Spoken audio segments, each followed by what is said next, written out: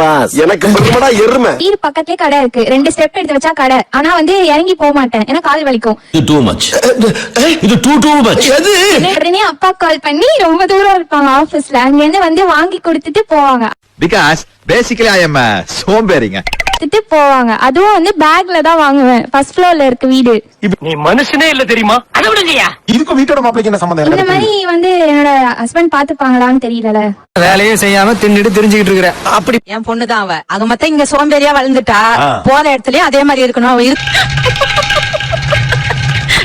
இப்ப கூட 12 மணி வரலாம் தூங்கினா கூட என்ன எழுப்பு வேணாம்னு சொல்லிடுவாரு. டெய்லி ஒரு ஆபீஸ் கிளம்புன பிறகுதான் எழுப்புவேன். 7 மணிக்கு அப்படியே ஏசி பாக்ஸ் மேல காக்கா உட்காந்து அதை போய் விரட்டி விட்டு வருவாரு. ஏன்னா அந்த சத்தத்துல புள்ள எழுந்துருமா.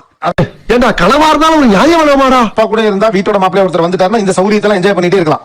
கடைசி வரைக்கும் அப்படியே ஹாப்பியா இருக்கலாம்.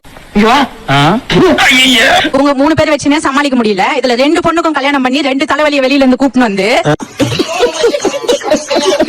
நான் எப்படி சமாளிக்கிறது? அப்ப அம்மாக்கு வேலை அதிகமாகுதுலாமா? நீங்க சௌரியமா இருக்கிறத பத்தி மட்டும் பாக்குறீங்க. ஆமா. ஏன் அப்படி கேளுங்க, அறிவு வரட்டும். கொஞ்சம் செல்ஃபிஷா தான் யோசிக்கிறேன். கொஞ்சம் இல்ல, நிறையவே யோசிக்கிறோமா? கொஞ்சம் இல்ல. இந்த பக்கத்துல அவளை லேடிகளடா. 1ஆம் நம்பர் கேடிங்க. ஏன் வீட்டோட மாப்பிள்ளை தேவை? எங்க அப்பா வந்து ரொம்ப செல்லமா பாத்துப்பாங்க. இதெல்லாம் ஒரு பெருமையா பாஸ்? எனக்கு பெருமடா எருமை. வீடு பக்கத்துலயே கடை இருக்கு. 2 ஸ்டெப் எடுத்து வச்சா கடை. ஆனா வந்து இறங்கி போக மாட்டேன். ஏன்னா கால் வலிக்கும். இது டூ மச். இது டூ மச். எது? உடனே அப்பா கால் பண்ணி ரொம்ப தூரம் இருப்பாங்க ஆபீஸ்ல. அங்க இருந்து வந்து வாங்கி கொடுத்துட்டு போவாங்க. Because basically I am a சோம்பேறிங்க. கொடுத்துட்டு போவாங்க. அதுவும் வந்து பேக்ல தான் வாங்குவேன். ஃபர்ஸ்ட் ஃப்ளோர்ல இருக்கு வீடு. நீ மனுஷனே இல்ல தெரியுமா? அத விடுங்கயா. இதுக்கும் வீட்டோட மாப்பிளைக்கு என்ன சம்பந்தம்? இந்த மாதிரி வந்து என்னோட ஹஸ்பண்ட் பாத்துப்பாங்களான்னு தெரியல. வேலையே செய்யாம தின்னுட்டு தெரிஞ்சுக்கிட்டு இருக்கிற. அப்படி என் பொண்ணுதான் அவ. அது மொத்தம் இங்க சோம்பேறியா வளர்ந்துட்டா போற இடத்துலயும் அதே மாதிரி இருக்கணும். நீ மனுஷனே இல்ல தெரியுமா? அத விடுங்கயா. இதுக்கும் வீட்டோட மாப்பிளைக்கு என்ன சம்பந்தம்? இந்த மாதிரி வந்து என்னோட ஹஸ்பண்ட் பாத்துப்பாங்களான்னு தெரியல. வேலையே செய்ய நீ மனுஷனே இல்ல தெரியுமா? அத விடுங்கயா. இதுக்கும் வீட்டோட மாப்பிளைக்கு என்ன சம்பந்தம்? இந்த மாதிரி வந்து என்னோட ஹஸ்பண்ட் பாத்துப்பாங்களான்னு தெரியல.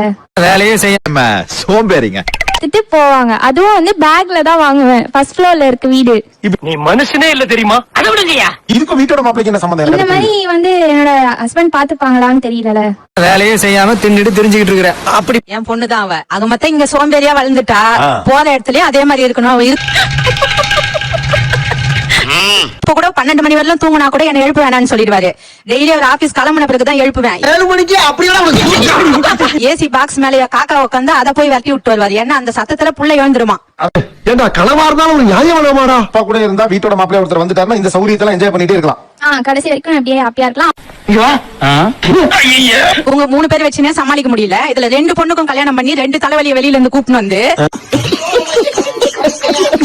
நான் எப்படி சமாளிக்கிறது? அப்ப அம்மாக்கு வேலை அதிகமாகுதுலாமா? நீங்க சௌரியமா இருக்கிறத பத்தி மட்டும் பாக்குறீங்க. ஆமா. ஏன் அப்படி கேளுங்க, அறிவு வரட்டும். கொஞ்சம் செல்ஃபிஷா தான் யோசிக்கிறேன். கொஞ்சம் இல்ல, நிறையவே யோசிக்கிறோமா? கொஞ்சம் இல்ல. இந்த பக்கத்துல அவளை லேடிகளடா. 1ஆம் நம்பர் கேடிங்க.